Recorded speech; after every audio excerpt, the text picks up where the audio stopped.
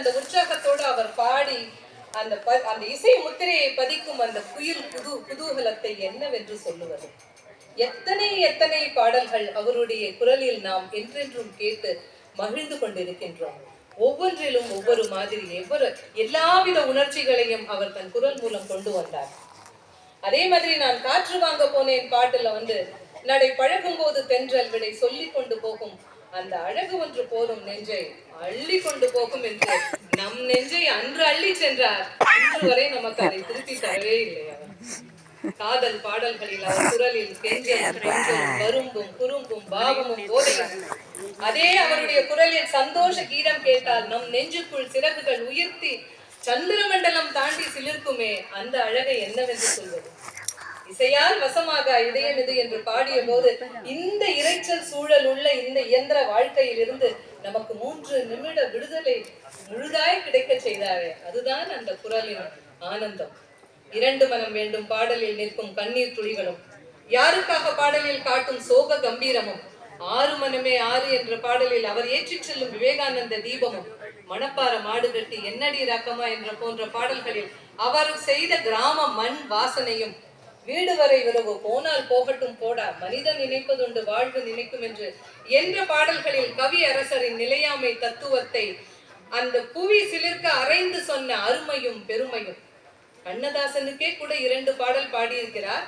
அதனால் பலர் கண்ணதாசனை பல மேடைகளில் பாடி காட்டுங்கள் என்று சொன்னதாகவும் ஒரு செய்தி உண்டு. சோதனை மேல் சோதனை, உன்னை சொல்லி குற்றமில்லை, 1000 பார்வையிலே போன்ற பாடல்கள் தமிழை பிழிந்து சோகத்தை சொன்ன அந்த காவிய தரமும், யாரை நம்பி நான் பிறந்தேன் பாடலில் உங்களால் அவரால் ஏற்பட்ட அந்த முதுமை வைராக்கியமும், நான் ஆணையிட்டால் என்ற பாடலில் அவர் காட்டிய சத்திய ஆவேசத்துடன் வீசிய சாட்டை தமிழும், அச்சம் என்பது மடமையடா என்ற பாட்டில் அவர் ஏற்றிய குதிரை ஏற்றமும் வாழ்வீற்றும், பாடலின் ஆரம்பமாகட்டும் அல்லது நடுவில் ஆகட்டும், இவையெல்லாம் ஏன் நான் பேச நினைப்பதெல்லாம் நீ பேச வேண்டும் என்ற பாடத்தில் என்று அந்த கூட அவ்வளவு அழகா அவர் சொல்லுவாரே, அதுதானே அந்த குரலின் சௌந்தர்யம். 60 ஆண்டுகளாக தமிழ் திரைப்படங்களில் ஒலித்தது நாத வெள்ளமாக நம் மக்கள் அனைவரின் சிந்தனையும் கவர்ந்த பாடல்களை என்றென்றும் நாம் கேட்டு ரசித்துக் கொண்டிருக்கின்றோம்.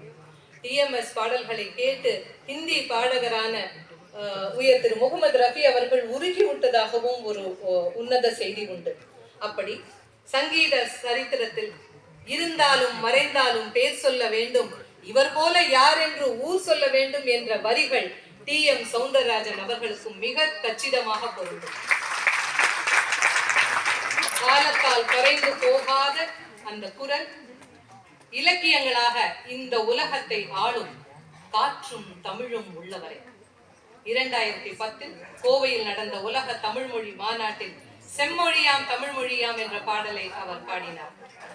தமிழக அரசின் கலைமாமணி விருது, வாழ்நாள் சாதனையாளர் விருது, கௌரவ டாக்டர் பட்டம், மதுரை காமராஜர் பல்கலைக்கழகத்தின் தமிழ் செம்மல் உள்ளிட்ட பல விருதுகளை பெற்றிருக்கிறார்.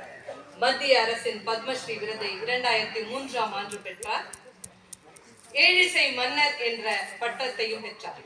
ஒரு பாடகருக்கு வேண்டியது சங்கீதம், சாதகம், சௌந்தர்யம், சாமர்த்தியம், சத்தியம், சாகசம், சமர்ப்பணம் என்கின்ற இந்த 7 அம்சங்களும் 7 ஸ்வரங்களாக டி.எம். சௌந்தரராஜன் அவர்களிடம் கலந்திருந்தன.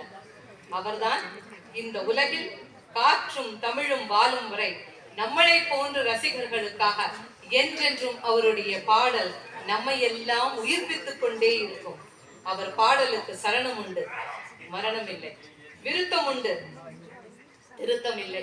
வெகுமானம் உண்டு, தேய்மானம் இல்லை. சுகநாதம் உண்டு, ஸ்ருதி பேதம் இல்லை. அப்படிப்பட்டதுதான் திரு டி.எம்.எஸ். அவர்களின் குரல் என்று சொல்லி அந்த மகோன்னத பாடகரை இந்த சபை இன்று கொண்டாடுவதற்காக இங்கே ஒரு அற்புதமான நிகழ்ச்சியை ஏற்பாடு செய்துள்ளது. இந்த நிகழ்ச்சியை வழங்குவதற்காக, அவருடைய பாடல்களை வழங்குவதற்காக சென்னையில் இருந்து புகழ் சுபஸ்ரீ கணிகாச்சலம்